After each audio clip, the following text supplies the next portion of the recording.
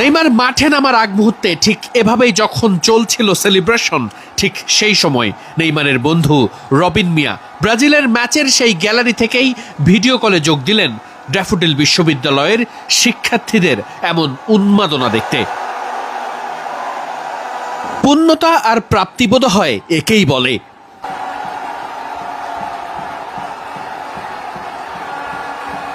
এখন যে সেলিব্রেশনটা দেখছেন, এটা কিন্তু কোনো গোলের জন্য ছিল না। নেইমার মাঠে নেমেছেন, এতটুকুতেই সবার এতটা আনন্দ।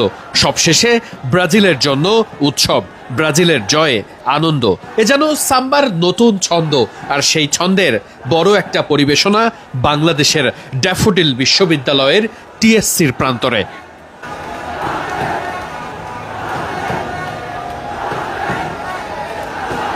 ফুটবলের উন্মাদনায় ড্যাফোডিল বিশ্ববিদ্যালয়ের শিক্ষার্থীদের উচ্ছ্বাস আর এমন সেলিব্রেশন মনে রাখার মতো।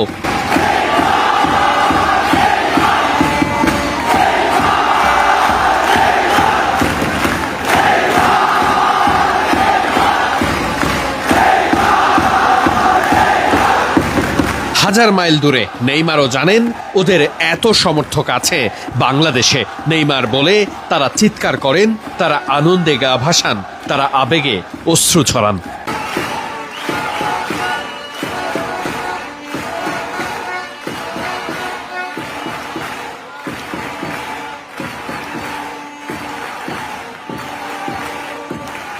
জায়ান্ট স্ক্রিনের সামনে যতটা সুন্দর আয়োজন, যেভাবে দর্শকরা মজা করছিলেন, তাতে যেন মনে হচ্ছিল মায়ামির ফ্লোরিডায় ব্রাজিল যে দর্শকদের সামনে খেলেছে তার থেকে যেন হাজার গুণ সুন্দর আর দারুণ সমর্থন বাংলাদেশের নেইমার ভক্তরা করেছে।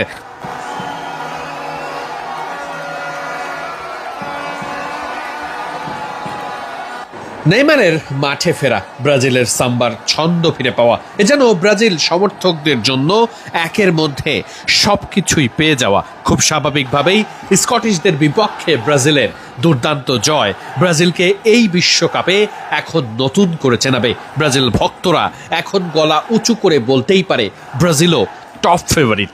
কে আসবে সামনে?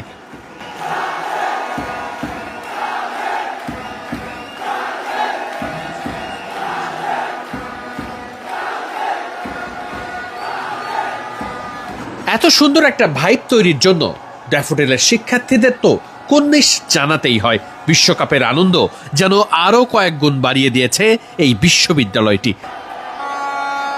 বিশ্ববিদ্যালয় থেকে